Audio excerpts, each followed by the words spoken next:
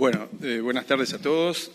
Antes que nada, el agradecimiento a los organizadores de este fórum por la amabilidad que tuvieron de invitarme a coordinar esta mesa.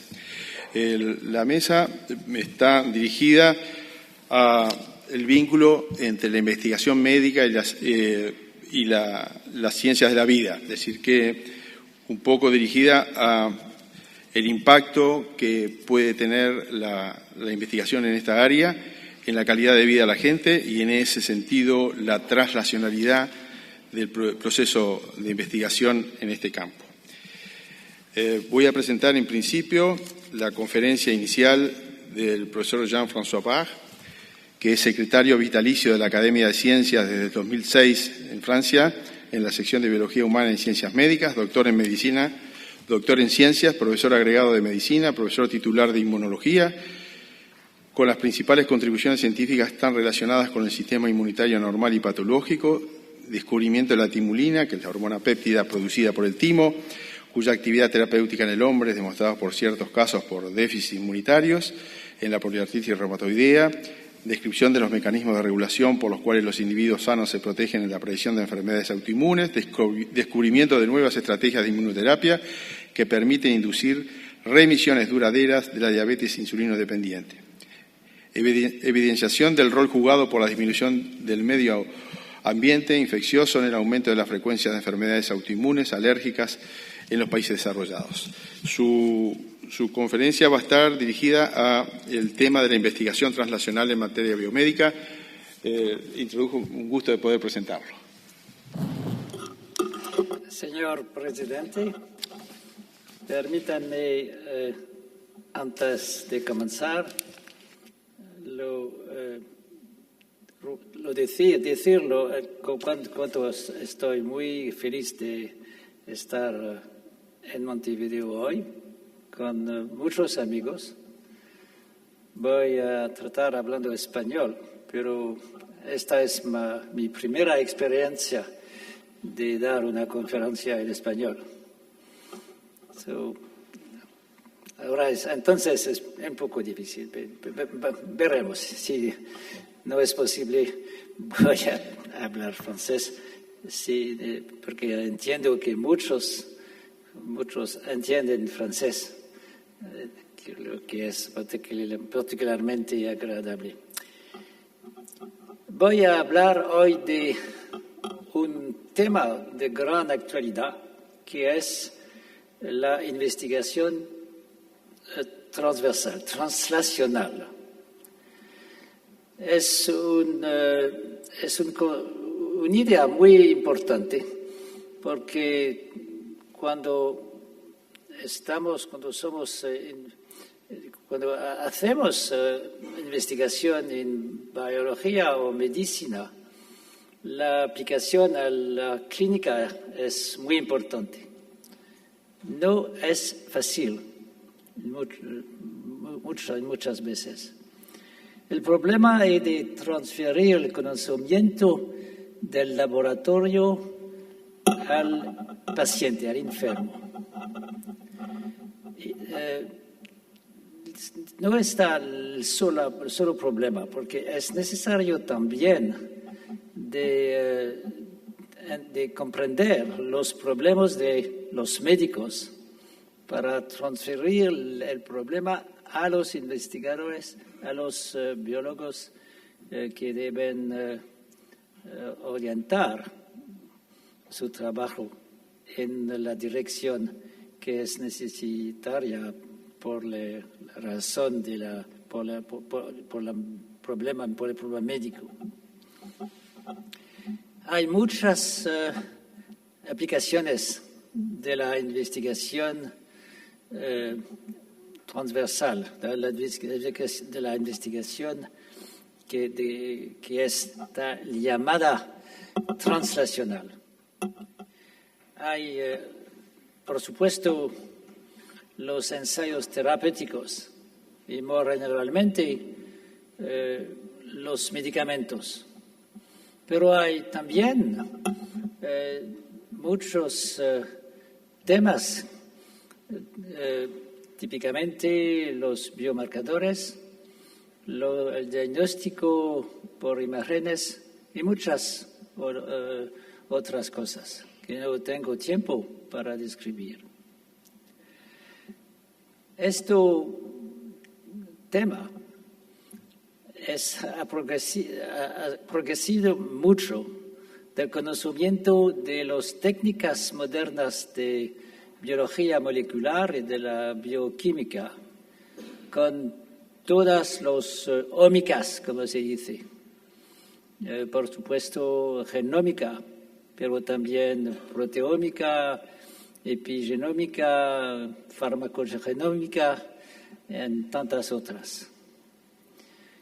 La situación ahora está muy interesante porque el precio de la secuencia del genoma baja cada año. Ahora se puede obtener la secuencia por más de 1.000 euros. Es un progreso mayor, pero planta problemas éticas que son muy seriosos y que debemos tratar, deberemos tratar en el futuro. Ahora, una otra aplicación de la medicina o de la investigación translacional es la medicina personalizada, que aplica al cáncer principalmente. La medicina personalizada consiste en considerar un enfermo mismo, el enfermo, y no solo la enfermedad. Esto es posible típicamente en leucemia, pero hay muchos fenotipos diferentes de leucemia. Es posible en otros tipos de cáncer, probablemente va a ser posible en otras enfermedades. No está el caso hoy por muchas enfermedades, pero va a cambiar rápidamente. Hay también la posibilidad de considerar cada enfermo por sus características farmacológicas o farmacogenómicas, y hay también al final la posibilidad de proponer una terapia celular personalizada, típicamente en la inmunoterapia del cáncer. Ahora,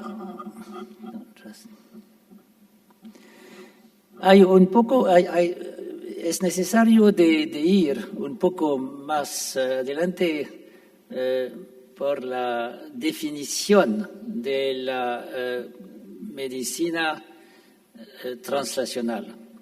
Porque hay una otra idea que está la investigación clínica. Esto está diferente porque la recerca, la investigación clínica es limitada a un número relativamente poquito de temas sin la aplicación de la medicina transversal, de la medicina translacional, de los resultados del laboratorio. Pero la especificidad de la investigación clínica es que está hecha por médicos y solo médicos. Idealmente sería necesario de asociar los biólogos y los médicos. Hay médicos que tienen la doble formación de MD, PhD, pero no están muchos en esta situación.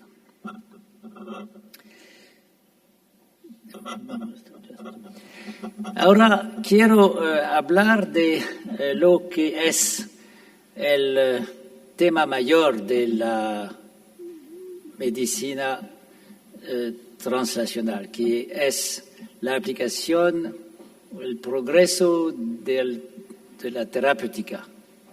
La terapéutica es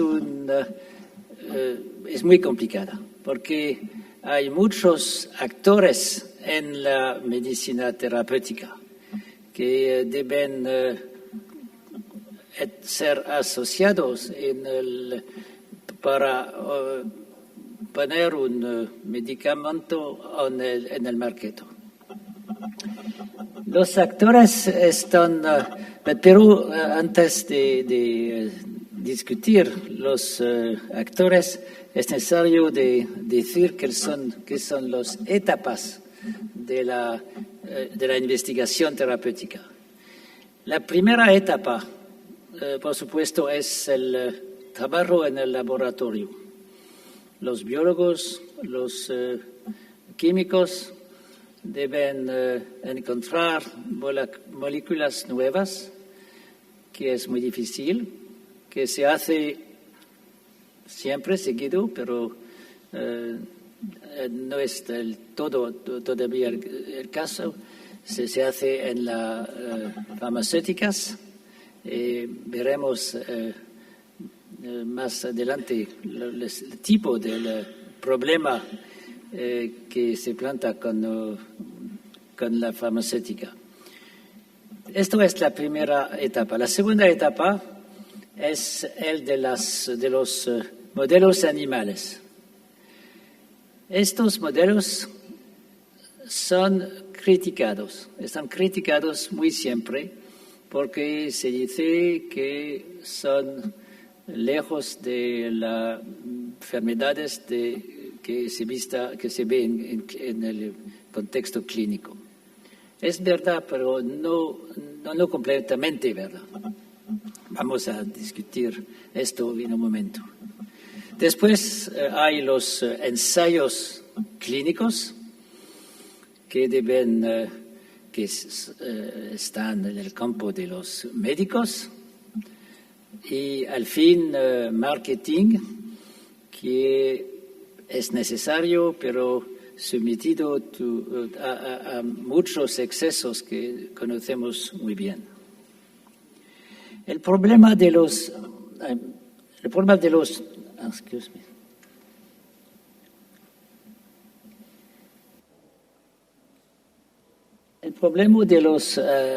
modelos animales es que en muchos casos están la representación, una buena representación de las enfermedades humanas, pero no es siempre el caso. Es el problema de los investigadores de seleccionar modelos que están realmente cerca de las enfermedades de los pacientes. Hay muchos modelos que están provocados o espontáneos, y voy a mostrar un poco en algunos minutos. Voy a mostrar la posibilidad de haber un modelo de diabetes de tipo 1 que está muy cerca de la enfermedad clínica. Hay otros problemas. Primero es el facto que cuando trabajemos en ratones, mismo si hay cientos de ratones en la experimenta, todos los ratones vienen de una cepa, son idénticos genéticamente, son la copia múltiple de un individuo, lo que es muy diferente de la situación clínica. Todos los pacientes son diferentes, que es una diferencia mayor con los ratones. Hay también problemas con la especificidad de especies que puede ser un problema muy importante, particularmente en el cáncer.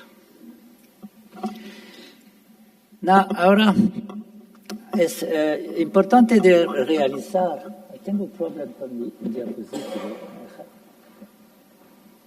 No sé exactamente. Discúlpame.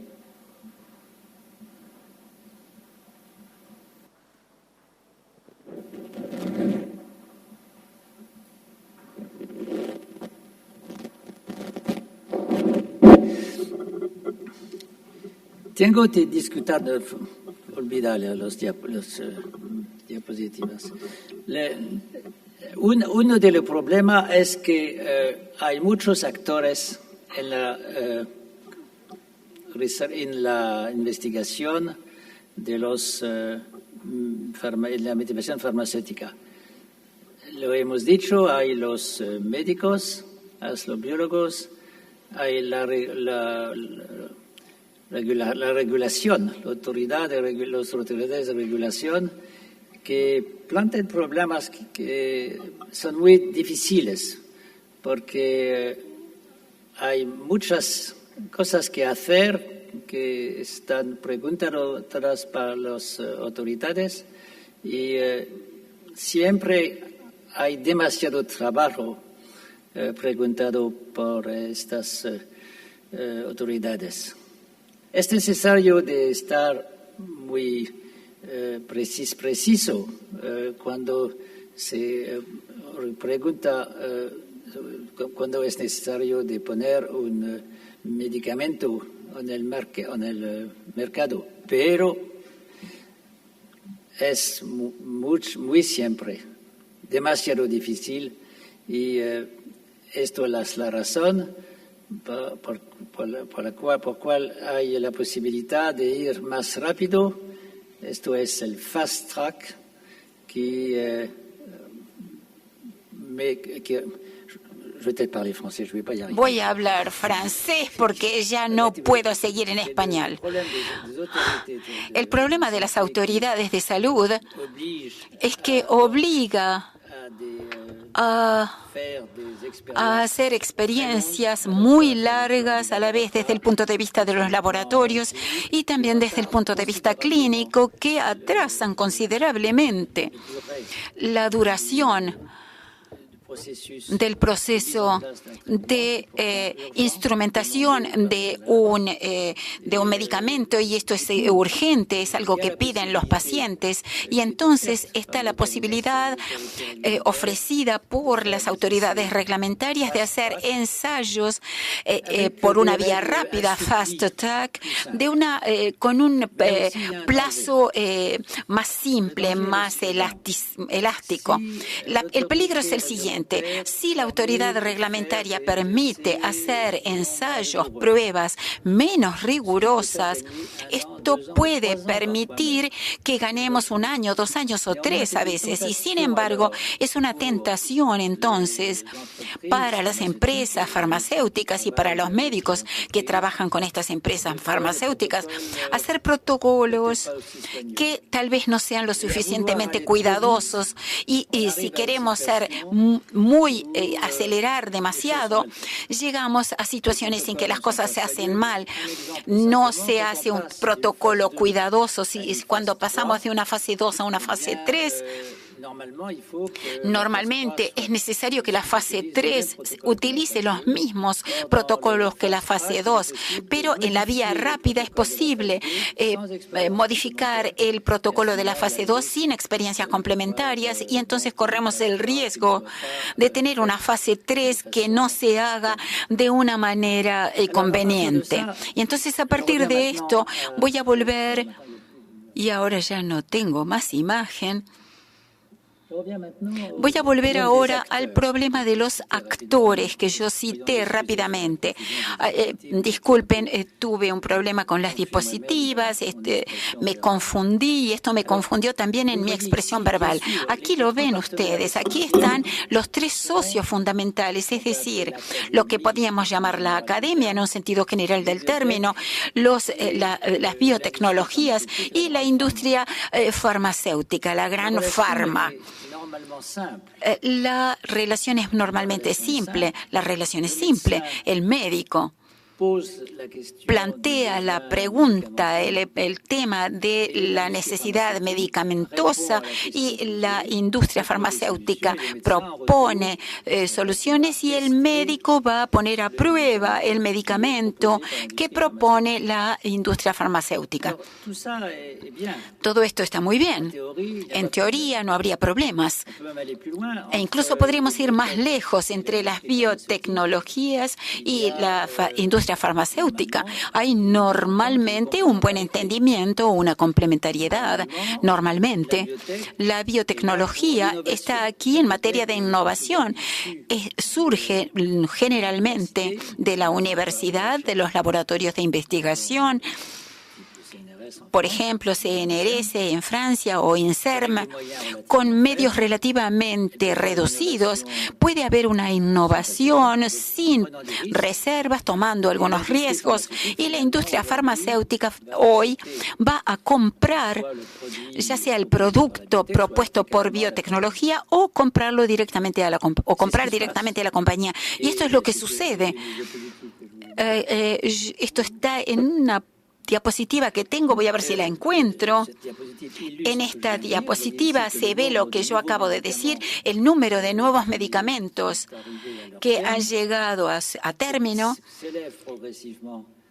Aumenta progresivamente en las biotecnologías, pero disminuye en la gran farma, porque la industria farmacéutica compra los productos de biotecnología y asegura los productos clínicos, lo que no puede hacer la biotecnología. El problema es que la biotecnología depende de los inversores antes de ser ayudado por la farmacia. Y entonces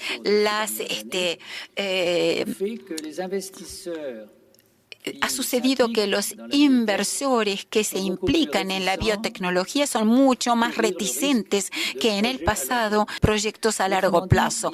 En otras palabras, hay un temor por parte de los inversores de no tener suficiente rentabilidad de sus inversiones en forma precoz. Y la consecuencia es terrible.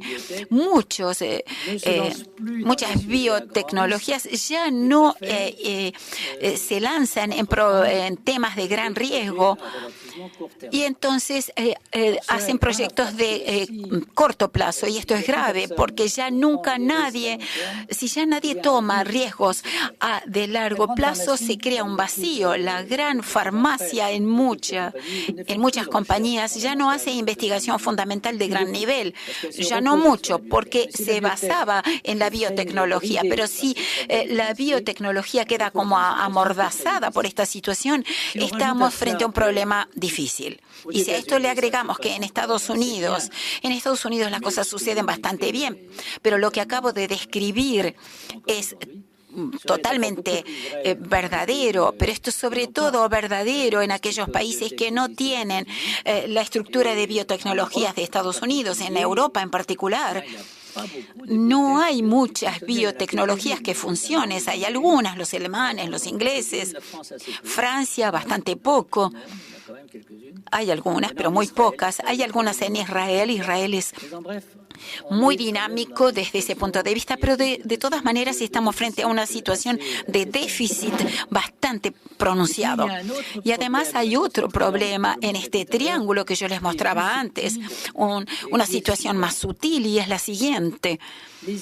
Las ideas Los problemas, yo decía, los problemas médicos vienen del ámbito médico de los clínicos, ya sean o no formados o capacitados en la investigación y en materia científica en general. Después viene la releva, toma la posta la industria, y esto es normal. El problema es que el desarrollo de un medicamento se hace por parte de la industria farmacéutica.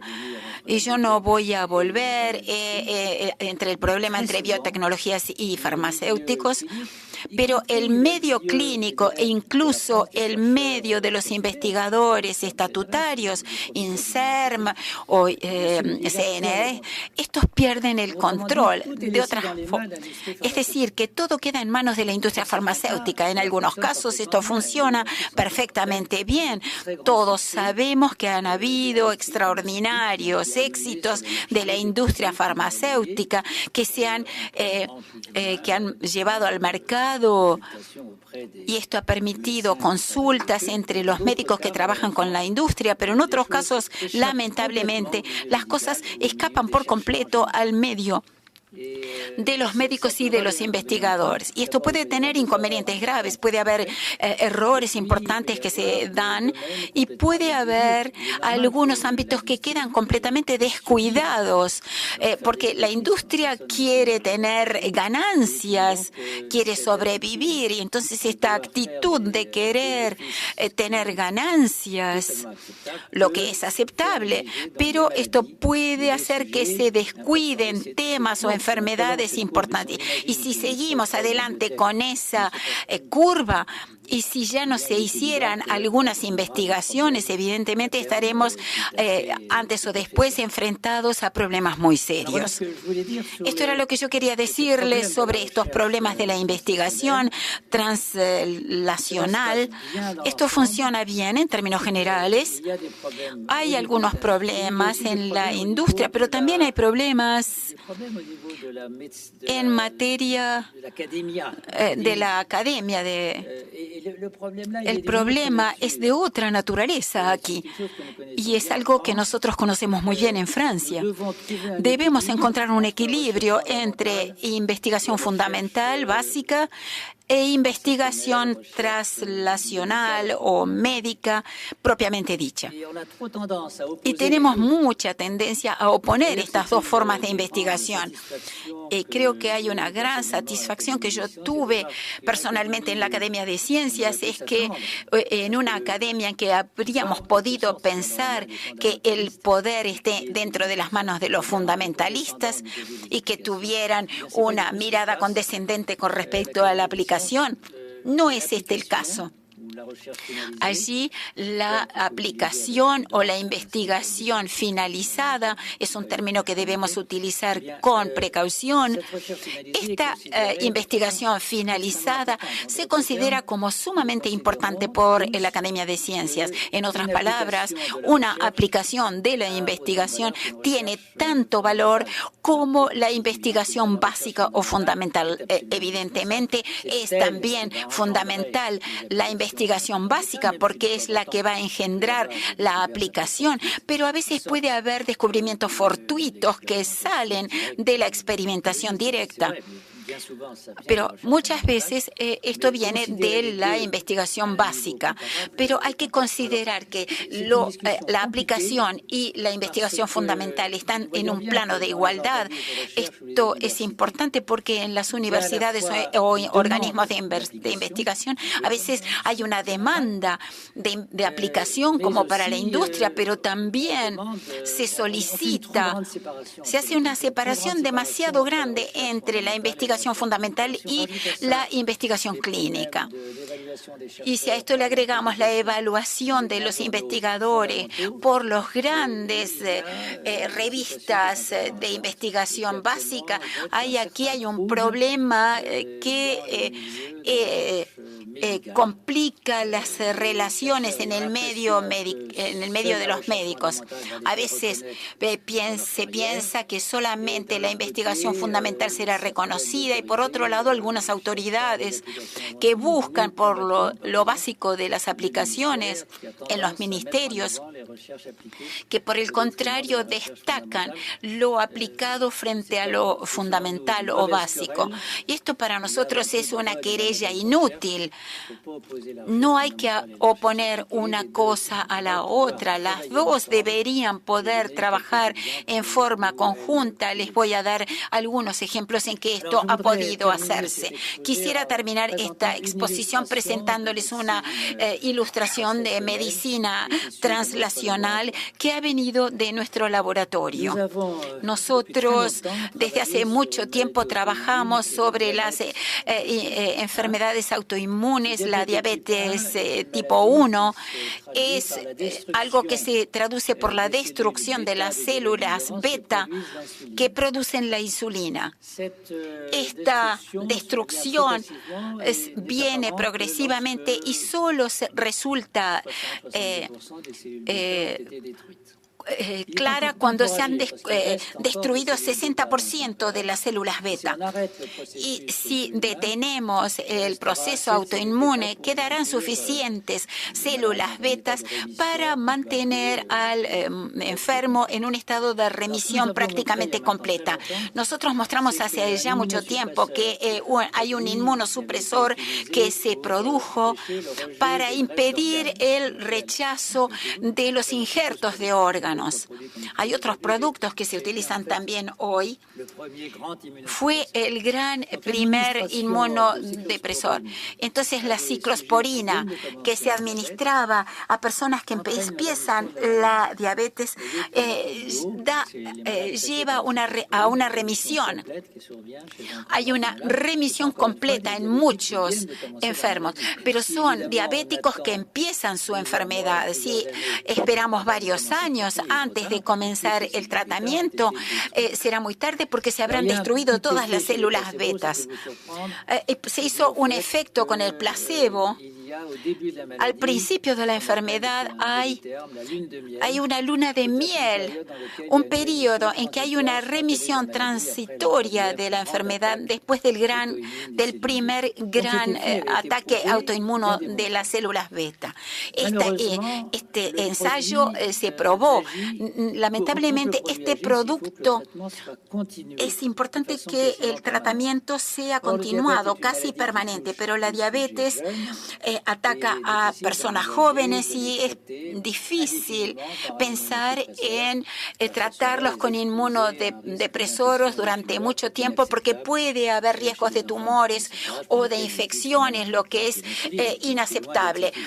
La insulina es eficaz, pero no es muy satisfactoria.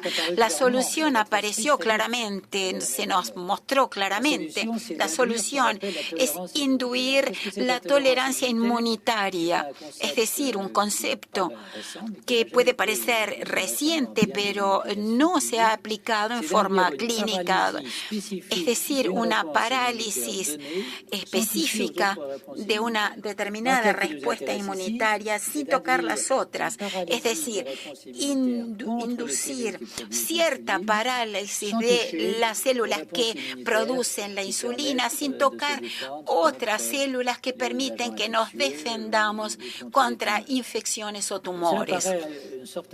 Esto parece una especie de sueño. Eso se realizó desde el punto de vista experimental en el injerto de órganos en los años 60, pero esto fue posible también para la autoinmunidad, como vamos a verlo. Y de hecho, pudimos, gracias a un modelo experimental, y voy a volver sobre la importancia del modelo, la ciclosporina, y vamos a volver a los ratones, porque hay una cepa de las ratones que va desarrollando una forma de diabetes.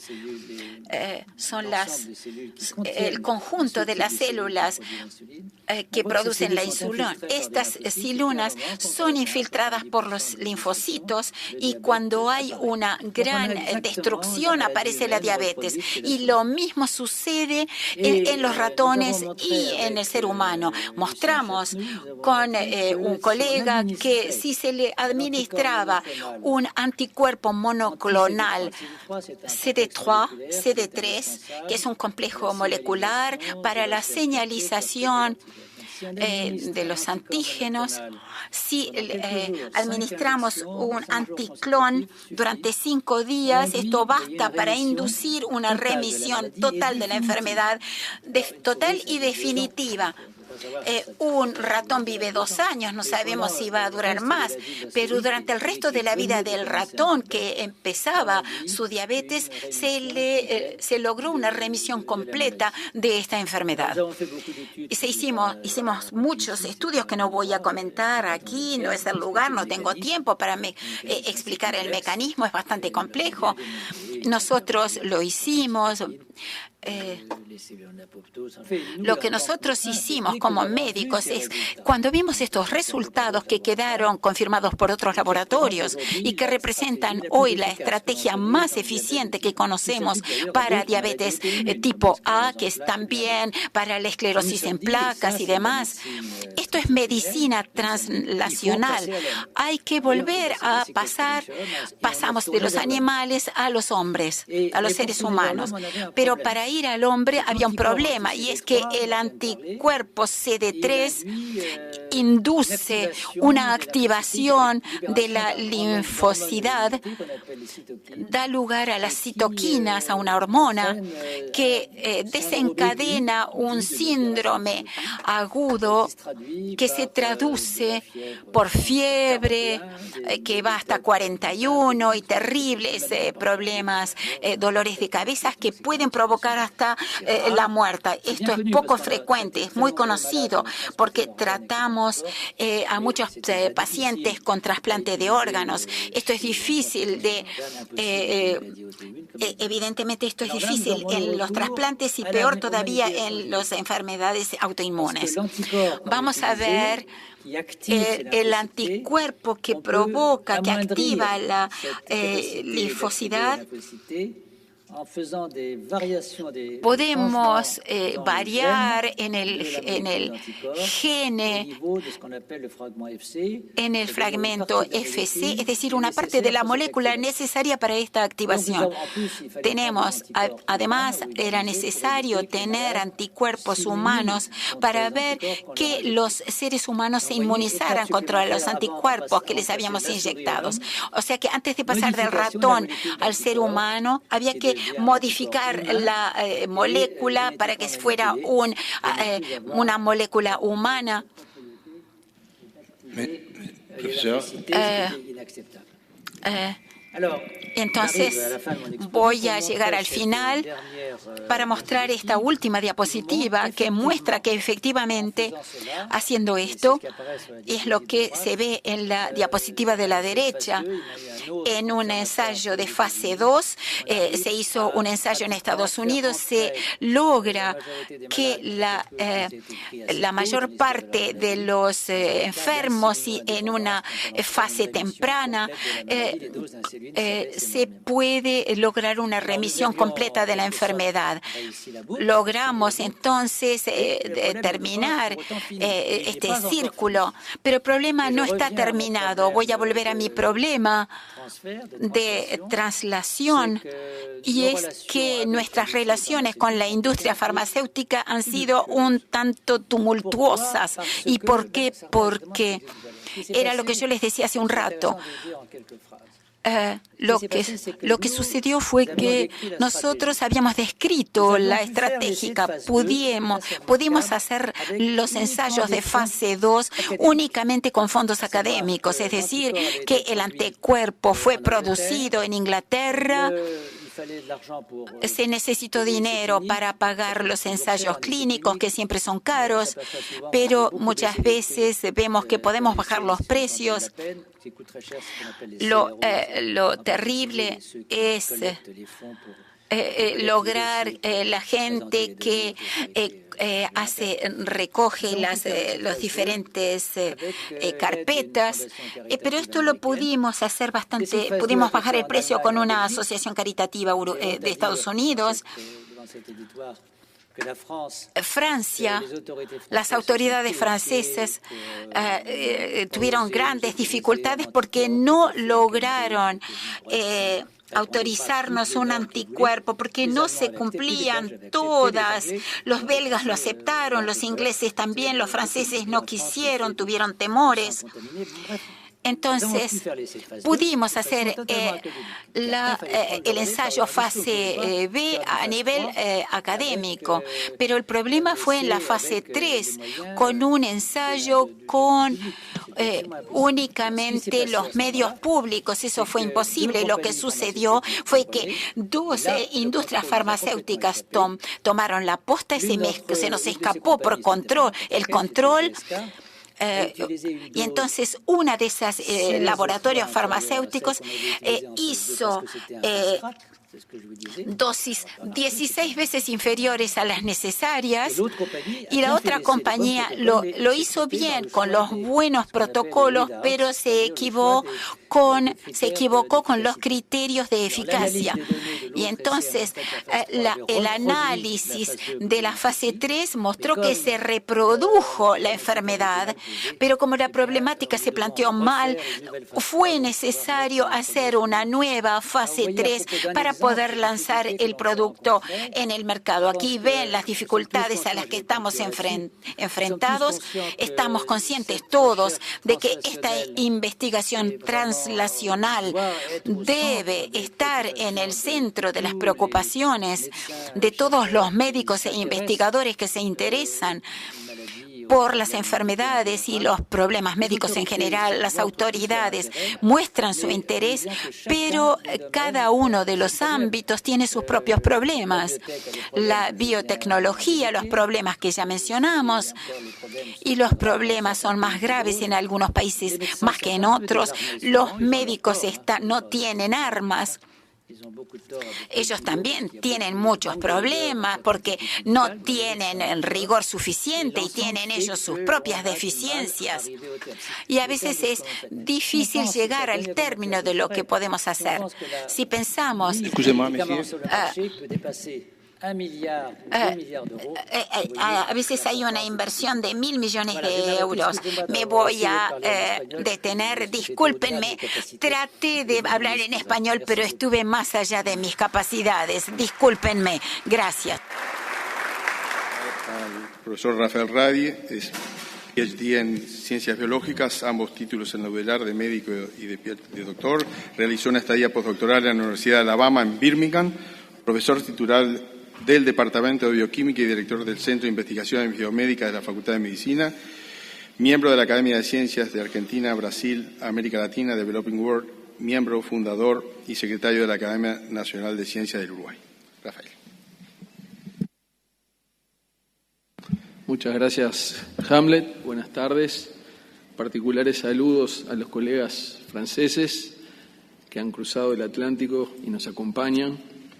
Y lo que pienso hacer en los 10 minutos de tiempo que tengo asignado es reflexionar y compartir algunos datos con ustedes a 3 niveles. El primero va a tener que ver con los programas de formación de recursos humanos en el área biomédica. En segundo lugar, nuestra propia experiencia de consolidación de un área de investigación biomédica nacional a través del Centro de Investigaciones Biomédicas. Y finalmente comentar algunos aspectos que tienen que ver con la financiación actual de la investigación en salud y los desafíos que tenemos de cara al futuro. Entonces, en primer lugar, en relación a los programas de formación existentes en el Uruguay, tanto en el pregrado como en el posgrado, quisiera mencionar, sobre todo para nuestros colegas de Francia, que en el año 2000, en la Facultad de Medicina, se lanzó una experiencia estratégica para nosotros que aún está en curso en cuanto a su consolidación, 14 años después de haberse iniciado, que es el Programa para la Investigación Biomédica, el PROINBio, que de alguna forma pretendió replicar la experiencia del Programa de Desarrollo de Ciencias Básicas, el PDCIBA, que comenzó sobre mediados, fines de la década del 80, para llenar una necesidad que entendíamos nosotros que era la formación de expertos en investigación en salud con una alta calificación y dedicación. El programa pretendió originalmente que unos 10 médicos jóvenes o posgrados del área de salud se integraran al programa. En realidad fueron más. En estos 14 años aproximadamente unos 250 estudiantes de posgrado fueron incorporados al PROINBio, de los cuales egresaron 60, es decir, todavía no tenemos un alto índice de egreso, pero de estos 60 hay 35 que son magísters y 25 que son PhDs, que además ellos son médicos, y de estos alrededor del 80% ya tiene inserción como profesores en las estructuras docentes de la Facultad de Medicina. De forma que la apuesta, una de las apuestas, es que los departamentos académicos de la Facultad de Medicina progresivamente se vayan poblando con estos perfiles de profesionales de la salud, que luego podrán continuar una carrera clínica, pero que tienen en sí mismos una fuerte vocación y formación del punto de vista científico. Y la división entre magísteres y doctorados fue concebida para dar espacio a aquellos que querían tener una experiencia en investigación y luego continuar con su carrera clínica, de los expertos que van a dedicar su vida a la investigación biomédica, el típico MD-PhD, o Physician Scientist en la nomenclatura anglosajona. A nivel del pregrado, la situación ha sido más compleja, en particular por la alta numerosidad que nuestra Facultad de Medicina conlleva. En la generación 2014 tuvimos un ingreso de 1.600 estudiantes, con lo cual la estructura docente está relativamente desbordada, pero aún así, en el nuevo plan de estudios se pretende formalizar la incorporación de abordajes científicos y tareas de investigación científicas para todos los estudiantes de pregrado. Esa formalización se completó este año con un segundo ciclo de metodología científica para los últimos años de la carrera. Hay un primer ciclo para los primeros años de la carrera y un segundo ciclo para los últimos años de la carrera en un nuevo paradigma de enseñanza de las ciencias básicas de la medicina en una etapa tardía de la carrera denominada globalmente Back to the Basics. O sea, volvemos a las básicas y hemos visto la experiencia internacional y de la experiencia que se está haciendo en la facultad, que ciertamente es muy innovadora a nivel internacional. Hemos visto que realmente hay una explosión del interés de los estudiantes de medicina de sexto año de revisar los conceptos de la genética, de la bioquímica, de la biología celular, de la fisiología que aprendieron en los primeros años, pero ahora aplicado al estudio de procesos salud y enfermedad. Y en este caso, este año tuvimos 92 pequeños proyectos de investigación en grupos de estudiantes, de 4 a 5 estudiantes con un tutor, que abarcaron temas que van desde aspectos epidemiológicos, quirúrgicos, pediátricos, ginecológicos, infectológicos, cardiovasculares, neurodegenerativos, es decir, fue un cruce horizontal a través de todos los departamentos de la facultad que culminó con la redacción de un trabajo monográfico, los 10 mejores se van a publicar en la revista de la Facultad de Medicina, y una presentación de pósters sobre fin de noviembre que fue muy exitosa. De manera que pensamos que esa primera experiencia nos permitirá, por un lado, captar más estudiantes para el programa de investigación biomédica en el posgrado, y por otro lado, aquellos que continúen por la carrera clínica habrán pasado por esa experiencia de búsquedas de datos, de análisis de un problema y de profundización. Naturalmente esto va a ser evaluado profundamente y estamos en un proceso de experimentación, pero los resultados hasta ahora han sido muy satisfactorios. Desde la mirada país y más allá de la Facultad de Medicina, en el Sistema Nacional de Investigadores, que es una forma de organización que se ha dado el país para categorizar y estimular la producción científica de alta calidad, Si sumamos los investigadores que tenemos específicamente en el área salud, más los investigadores de las áreas biológicas y de la química y de las ingenierías que se pueden acercar al área salud, contamos con un capital aproximado de 500 investigadores. 500 investigadores que podrían cooperar hacia el análisis y resolución de problemas biomédicos en la medida que haya espacios institucionales que permitan esa integración. Entonces acá paso al punto 2. Y el punto 2 es nuestra experiencia del Centro de Investigaciones Biomédicas. Es una experiencia que creemos que puede ser válida en un país que tiene bajo nivel de inversión en ciencia, pero que tiene un capital humano calificado. Entonces, dentro de la estructura del Centro de Investigaciones Biomédicas y basados en la Facultad de Medicina, se ha logrado la contribución multiinstitucional de investigadores de los hospitales universitarios, el Hospital Maciel, la Facultad de Química, la Facultad de Ciencias, la Facultad de Agronomía, el Instituto Pasteur y el Instituto de Investigaciones Biológicas, y también centros universitarios que se están alojando en el interior, aquellos investigadores que quieran contribuir a proyectos de investigación, primero, basados en hipótesis. Para un país de la dimensión de Uruguay creemos que eso es absolutamente central. La única forma de poder hacer alguna contribución relevante es primero tener un proyecto basado en hipótesis, con un problema biomédico de relevancia, y que puedan contribuir desde su disciplina. Y ahí tenemos la convergencia en un colectivo de unas 80 personas, con distintos grados de compromiso y participación, con gran libertad. Tenemos químicos orgánicos, químicos bioorgánicos, químicos analíticos, biólogos moleculares, biólogos celulares, biólogos estructurales, fisiólogos, fisiopatólogos, farmacólogos, investigadores clínicos, inmunólogos. Entonces, la riqueza de todo ese colectivo, sumaba a la generación de un lenguaje común entendible por todos, lo cual es un proceso que lleva más de una década, permite la generación de un núcleo activo que, como digo, en un país de bajo nivel de inversión, sin embargo, permite obtener resultados de cierta relevancia a través de una fuerte interacción.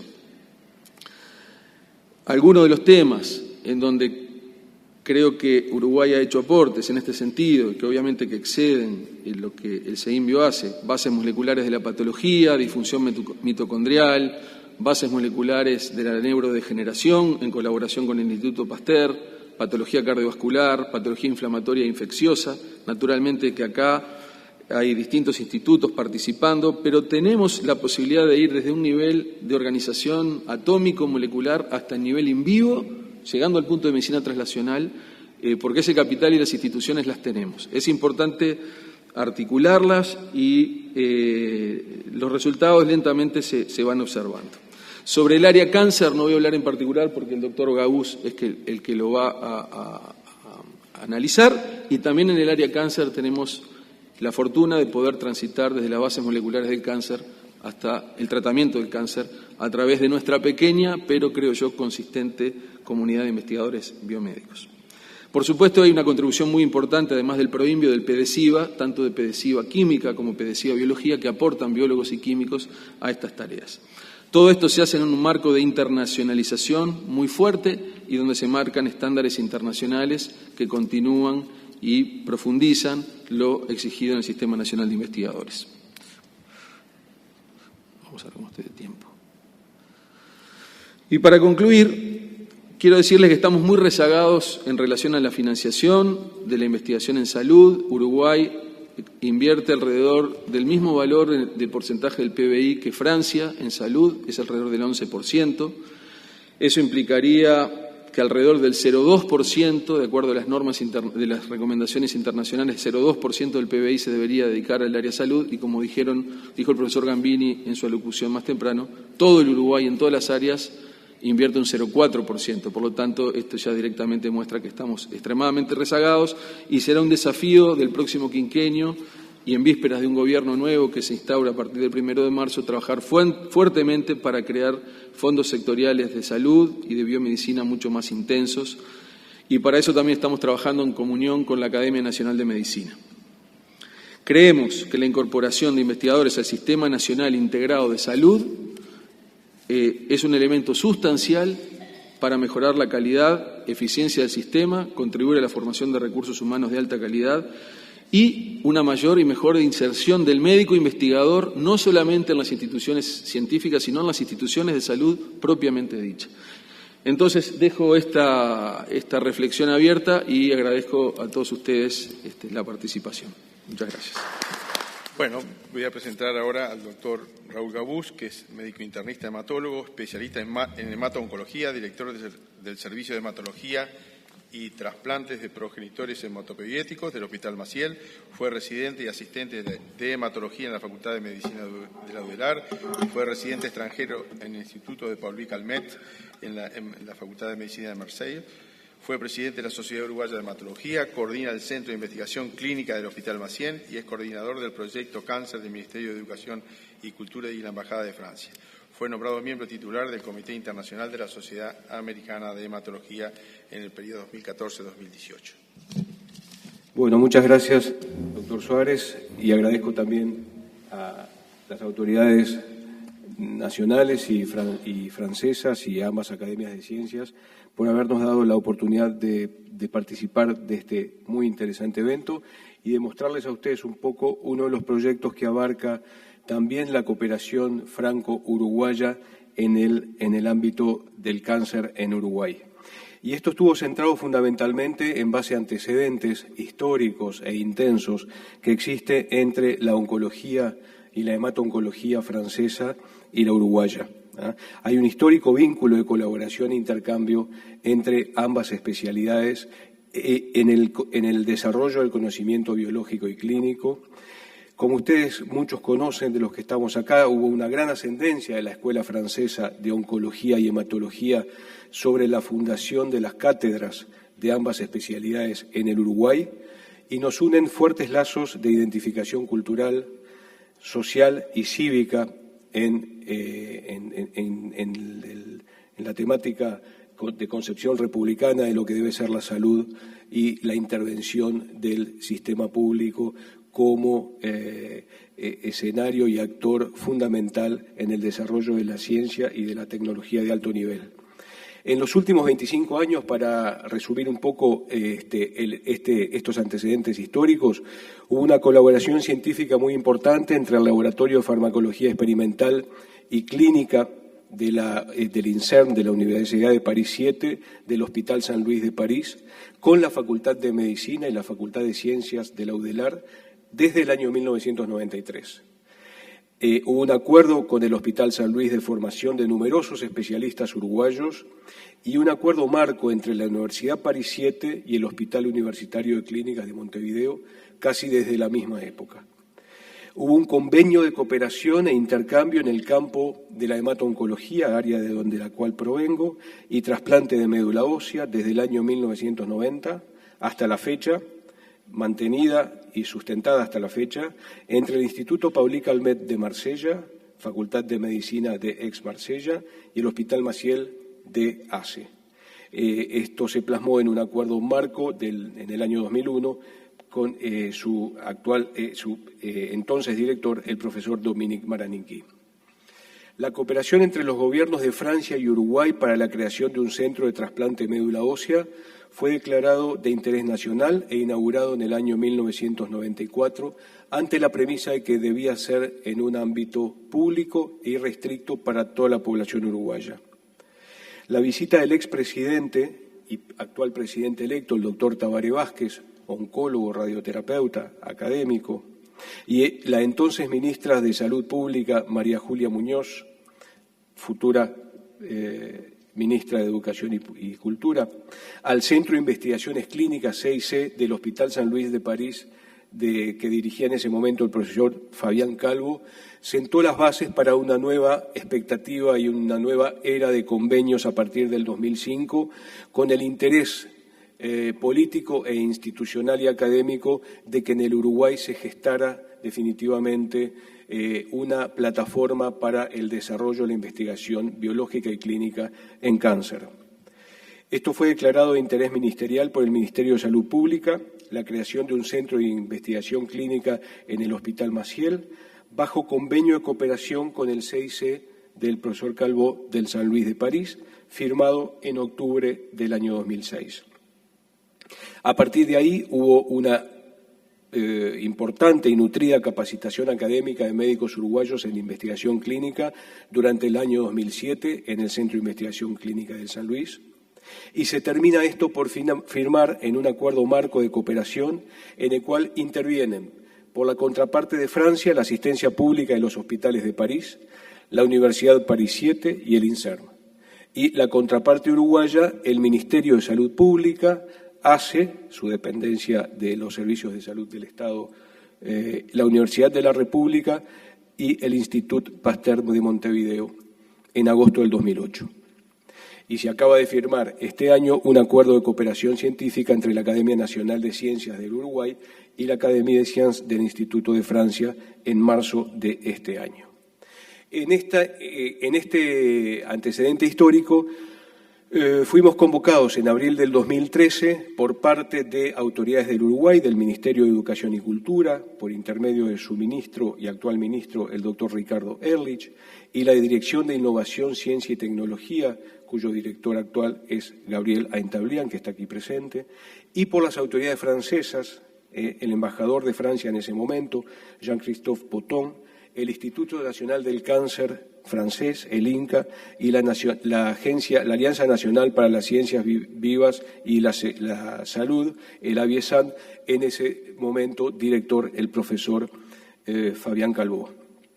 Fueron convocadas a todas las fuerzas vivas e instituciones ligadas a la investigación en cáncer en Uruguay para desarrollar una plataforma de investigación en cáncer y promover así, como también facilitar, actividades de colaboración en todos los dominios de interés común en ciencia, en educación y en investigación vinculados al cáncer. Es así que comenzamos a trabajar en lo que se llamó en ese momento el Plan Cáncer Uruguay, con el objetivo de desarrollar una plataforma de investigación en cáncer que fuera a escala nacional, generando una infraestructura de investigación biológica y clínica que permita profundizar en el conocimiento de los cánceres de la población nacional y su identificación diagnóstica, pronóstica y avances y alcances terapéuticos. Este plan tuvo como objetivos estratégicos específicos, primero, trabajar en red. Es una red integrada de centros públicos y privados, integrando centros biológicos y clínicos involucrados en la investigación del cáncer, y a eso me adhiero al doctor Radi, que hizo mucha énfasis y vienen siendo reiteradas esas opiniones en generar una plataforma de investigadores científicos que generen una interfase de conocimiento entre la biología y la clínica. Y creo que el cáncer es un modelo excepcional para desarrollar esta teoría. Optimizar también su nivel de investigación en tecnología y recursos humanos. Pretende generar una masa crítica de investigadores que sustenten el proyecto a largo plazo, y se definió también un plan de desarrollo progresivo, de inclusión progresiva de distintos cánceres, en el cual el grupo consideró iniciar por 2 patologías, cáncer de pulmón y linfomas. Como objetivos específicos científicos son identificar marcadores moleculares diagnósticos y pronósticos en oncología, conocer además los aspectos epidemiológicos de nuestra propia población con cáncer en Uruguay, generar así información en el desarrollo del cáncer y sus metástasis, identificar nuevos genes eventuales blancos terapéuticos para nuevas drogas, ayudar de esa forma al desarrollo de nuevas terapias y ayudar también a acelerar la aprobación de nuevas drogas en proyectos de investigación temprano. Para eso, la plataforma de investigación tiene que estar centrada fundamentalmente en una infraestructura y en herramientas. Como infraestructura nos parece fundamental la generación de centros de investigación biológica, la generación de centros de investigación clínica de fase precoz o temprana y que hayan centros de control de calidad en cuanto a farmacovigilancia y bioequivalencia. Las herramientas, son los centros de genómica molecular y los laboratorios de biología molecular de los que ya dispone el país, trabajando en red, generar un banco de células y tejidos tumorales y un sustento informático de investigación y una red informática de investigación que sustente y que viabilice todo este recurso. Creo que tiene dos fortalezas muy importantes este proyecto. Una es la necesidad de una base de datos de mutaciones vinculados al cáncer en este caso, que sea de acceso, que esté facilitado y rápido a la base de datos, que sean bases de datos extensas, lo más abarcativas posibles del panorama nacional, que ayuden a identificar mutaciones recurrentes en diferentes tumores, pero que también logren de pronto identificar nuevas mutaciones de significado desconocido en nuestra propia población. Para eso hay que coordinar esfuerzos para validarla y hay que coordinar esfuerzos para montar modelos animales de pronto en un futuro para testeo de drogas. La otra herramienta y fortaleza que tiene el proyecto es generar una red de bancos de tejidos y células tumorales. Y esto consideramos que es fundamental, trabajar en red también con los que ya están trabajando en ese campo, pero optimizar las posibilidades tecnológicas y de recursos humanos de los que quieren hacerlo. Es una fuente fundamental de alto valor para el desarrollo de la investigación en cáncer, estamos todos de acuerdo. Tiene que estar regido por un marco regulatorio vigente, hay que actuar en red, tiene que ser de alcance nacional y tiene que garantizar la accesibilidad y además optimizar los recursos que para nosotros siempre son escasos e importantes. ¿Existen fortalezas nacionales para generar esta plataforma? Nosotros pensamos que sí, y es un poco lo que ofrecemos como contraparte uruguaya, aquellos marcos que quieran involucrarse en este proyecto, como es el caso que nos convoca el gobierno francés. Tenemos una masa crítica de instituciones que consideramos de buena y de alta calidad. Hay un desarrollo ya del conocimiento biológico en cáncer que es importante en la Facultad de Medicina, en la Facultad de Ciencias, en el Instituto Pasteur Montevideo, en el Instituto Clemente Estable. Hay instituciones nacionales que van a viabilizar y facilitar la posibilidad de trabajar este proyecto, como el Instituto Nacional del Cáncer y el Instituto Nacional de Donación y Trasplante. Y además hay instituciones rectoras nacionales como la Comisión Honoraria de Lucha contra el Cáncer y el Programa Nacional del Cáncer, de Prevención del Cáncer, que le puede dar un marco regulatorio y muy importante en este caso. Y ya trabajan a nivel oncológico redes nacionales clínicas como la Red Oncológica Nacional y la Red Hematológica Nacional de ACE. Pensamos además que el sistema de por sí facilita el nuevo Sistema Nacional Integrado de Salud, facilita la integración entre las instituciones públicas y privadas en este campo y hay posibilidades reales de estudiar farmacovigilancia, farmacoequivalencia, control de calidad en algunas de las instituciones, como acá están remarcadas en la diapositiva, en la Facultad de Química, en el CEBIOBE del Hospital Español y en el Instituto Pasteur de Montevideo. Nuestro país siempre ofrece facilidades logísticas, geográficas, de comunicación y de accesibilidad por sus características propias, y el Fondo Nacional de Recursos también puede ser una entidad que facilita en trabajar en este aspecto. Para resumir, esa plataforma de investigación biológica tiene 5 ejes que se definieron en este trabajo continuo y permanente durante 1 año y medio del grupo.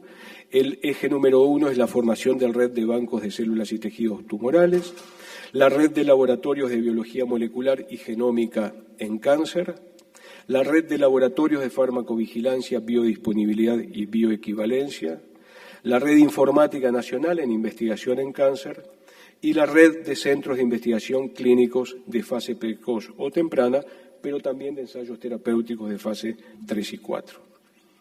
El plan de inicio, bueno, como les decía, se determinó para ir comenzando a trabajar en un plan piloto con 2 cánceres que tienen mucha prevalencia e interés nacional de trabajar en ellos, como el cáncer de pulmón, en un trabajo específico que se va a comenzar en epidemiología del cáncer de pulmón en el Uruguay, el análisis de género y la vinculación con el HP virus, y en linfomas en estudio de perfiles de expresión génica en linfoma difuso a grandes células B como base de búsqueda de nuevos marcadores y blancos terapéuticos.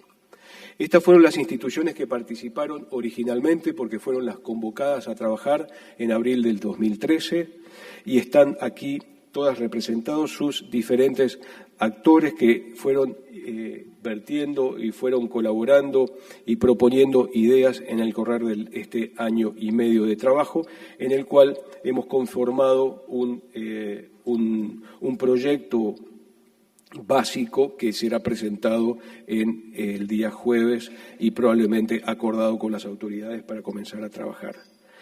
Estas son las instituciones que participan hasta el momento con la idea de que sea un proyecto lo más abarcativo posible y que se acceda a todos aquellos lugares donde se está trabajando en términos de calidad en cáncer. Los resultados esperados, es generar información nacional sobre epidemiología en cáncer, que creemos que es necesaria.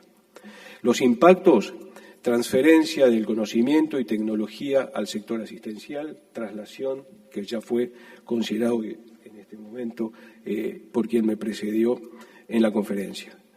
Y el desafío, otro de los impactos esperados es justamente darle la posibilidad a la población uruguaya a protocolos terapéuticos con nuevas drogas en investigación molecular que hasta ahora han sido solamente terreno y posibilidad de los países desarrollados del norte. Y como desafío, es un proyecto de alcance nacional renovable en el que sus recursos financieros, materiales y humanos tendrán que garantizar su supervivencia y perpetuidad. Con esto, muchas gracias y estoy dispuesto a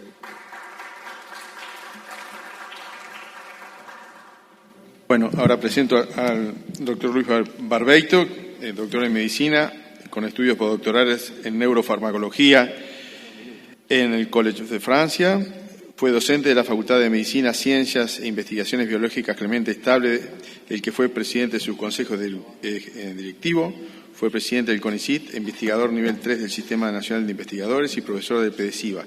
Participó en el proyecto para la fundación del Instituto Pasteur en Montevideo, del que es responsable del Laboratorio de Neurodegeneración y director ejecutivo del 2010.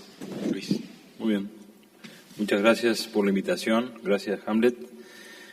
Voy a presentar en breves minutos una institución que es el emblema de la cooperación entre Francia y Uruguay, que es el Instituto Pasteur de Montevideo.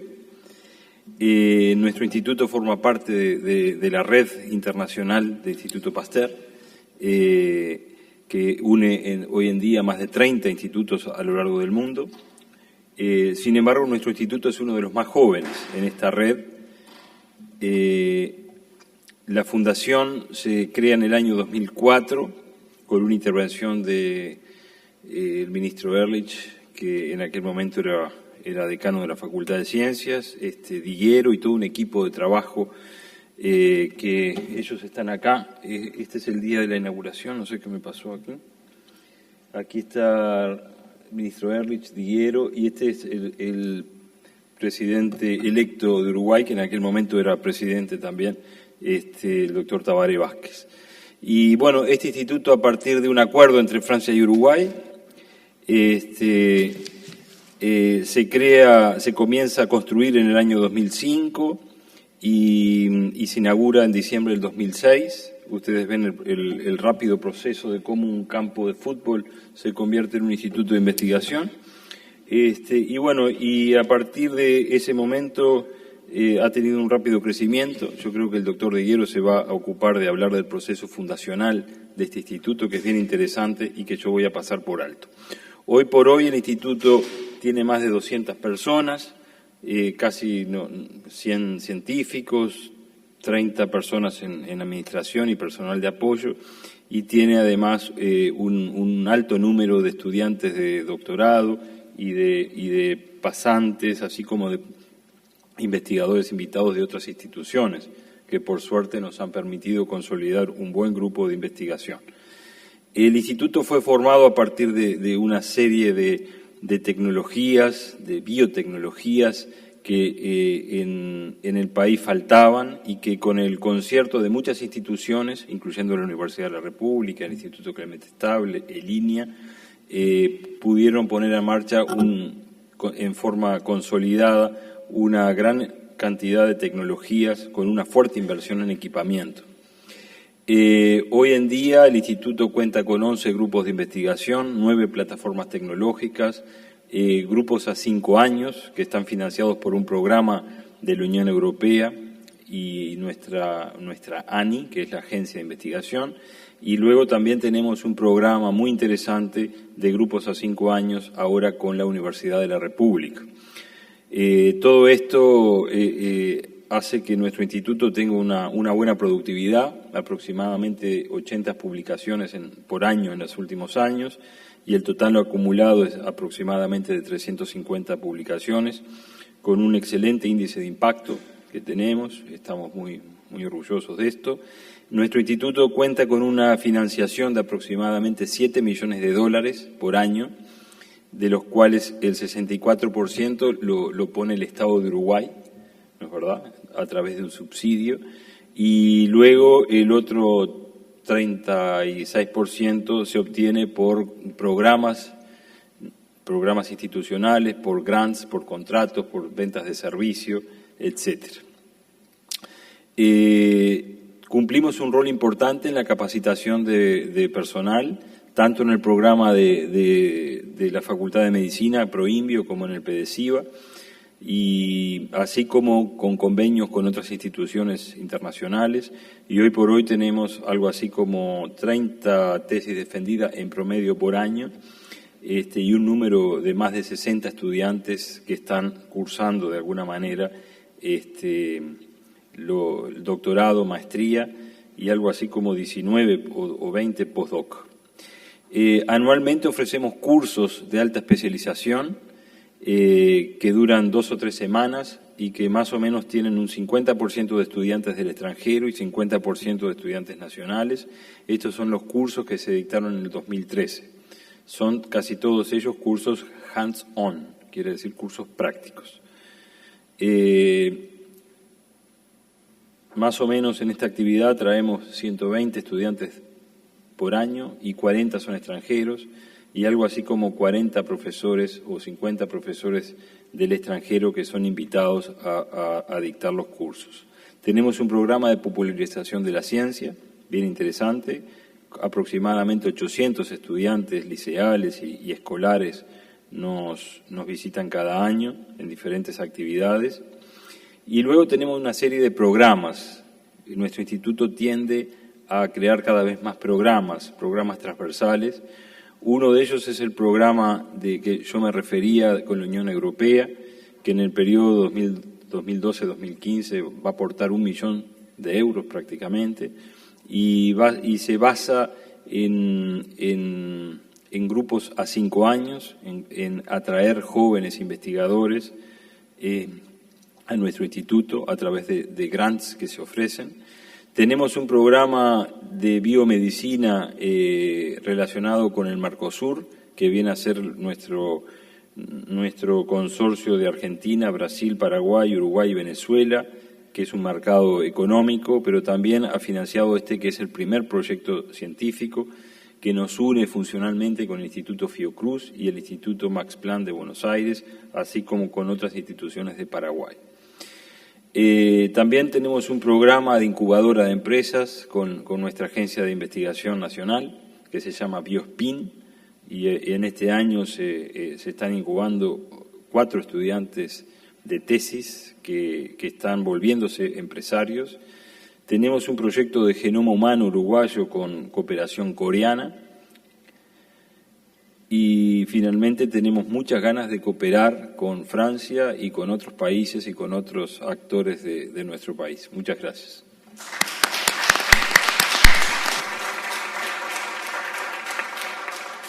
Bueno, por último es el tiempo del doctor Dominique Mariniquí, que no ha podido estar. La presentación de él, que será la última, va a estar a cargo del doctor Raúl Cabús. Bueno, yo voy a presentar al profesor Dominique Mariniquí, que lamentablemente no pudo asistir personalmente, pero que nos envió una intervención registrada que la vamos a pasar luego de su presentación formal. El profesor Dominique Mariniquí es exinternista de los hospitales de París, Es profesor de cancerología en la Facultad de Medicina de Aix-Marsella. Dirigió un equipo experimental de terapeutas en el INSERM y fundó y dirigió la formación doctoral en oncología, farmacología y terapéutica en la Universidad del Mediterráneo.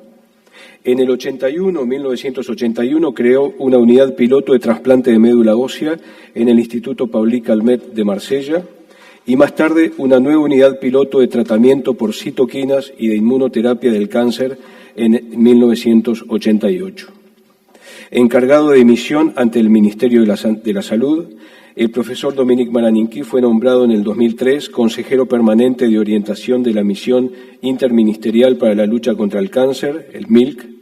Fue presidente del Consejo de Administración del Instituto Nacional del Cáncer en 2006 y luego, en 2011, director general de la Agencia Francesa de Seguridad Sanitaria de Productos de Salud, las AFSAPS, que luego fue convertida en la ANSM, Agencia Nacional de Seguridad del Medicamento y de Productos de Salud, hasta septiembre de este año 2014.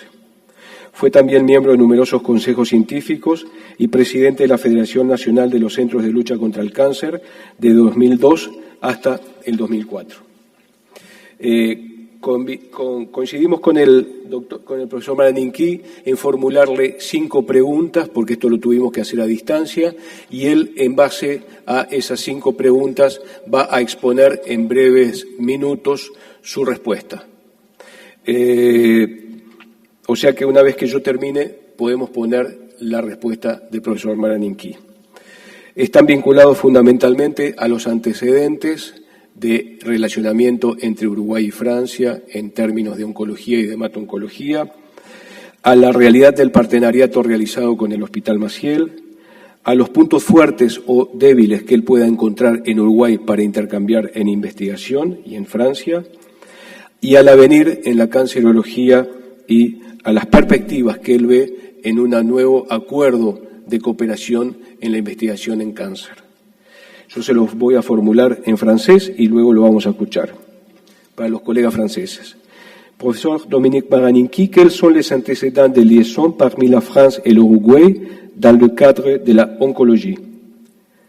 Quelle est la réalité du partenariat que vous avez vécu en hématocancérologie avec Montevideo? Quels sont les points forts spécifiques et peut-être faibles à l'Uruguay? Quel est l'avenir de la cancérologie et comment l'Uruguay peut s'aligner sur les nouvelles perspectives et dimensions d'investigation biologique et thérapeutique? Et sur ces bases, quelles perspectives voyez-vous pour un accord de coopération scientifique entre la France et l'Uruguay à futur qui donne continuation à ce relationnement historique? Voilà la contestation de M. Maraninqui. Estoy muy contento de participar. Lamentablemente no puedo estar presente, pero estoy en Montevideo con mi corazón y con mi compromiso. La asociación entre Francia y Uruguay en materia de cancerología es muy antigua, es poderosa, muy dinámica y fundada en bases muy originales o por lo menos garantes del éxito. Es compartir valores de servicio de la población, valores de creación de innovaciones, pero para su aplicación y para compartirlos. En Francia tuvimos una serie de periodos y la asociación con Montevideo, con la universidad, con nuestros colegas. Quisiera saludar a Raúl Gabús, que trabajó conmigo en Marsella y con quien hemos mantenido un contacto estrecho y pudimos hacer cosas innovadoras y sumamente concretas.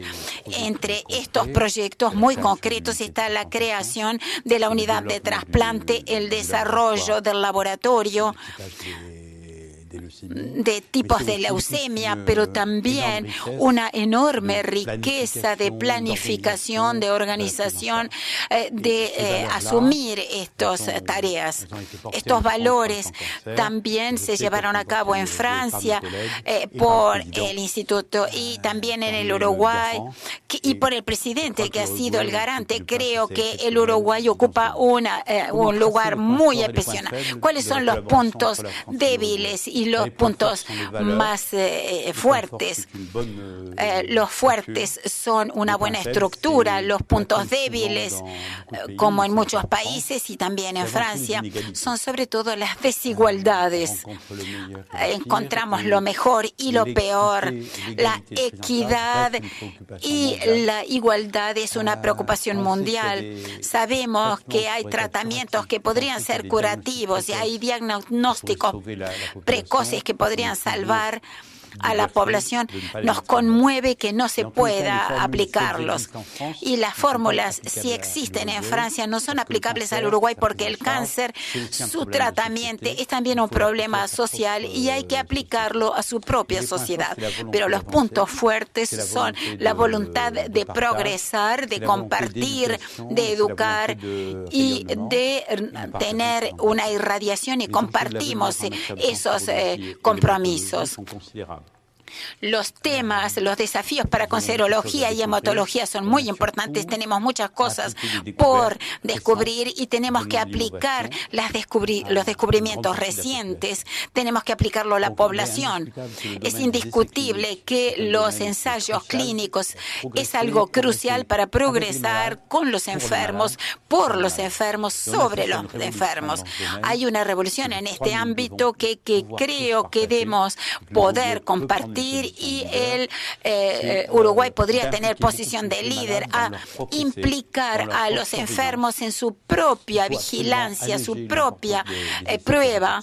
Hay que aliviar los ensayos y, por supuesto, la inversión en Internet, el uso de las telecomunicaciones debe permitir que los pacientes sean actores de sus ensayos más baratos, más eficaces y más generalizados. Hay un ámbito en el que el progreso en cancerología se va a dar. Es el análisis el análisis en laboratorio de los tumores. Hoy se pueden describir por la biología molecular. Estamos en la secuenciación. ¿Cuáles son las características de un tumor? Y fuera de esta descripción, que no es puramente filosófica, esto permite ubicar el pronóstico, evitar tratamientos inútiles y reforzar otros tratamientos, pero sobre todo hacerle un pilotaje al tratamiento. En los próximos 10 años habrá una terapia bien personalizada, y para que sea eficaz y más económica, más racional, es indispensable clasificar los tumores. Es una invitación para el intercambio. Tuvimos una gran aventura en Francia, la clasificación molecular de los tumores. 85.000 tumores pudieron clasificarse en forma gratuita el año pasado en Francia, tanto en los hospitales públicos como privados. No es muy caro. Esto evita tratamientos onerosos. Los cánceres de pulmón, solo un 10% recibirá un tratamiento que será eficaz.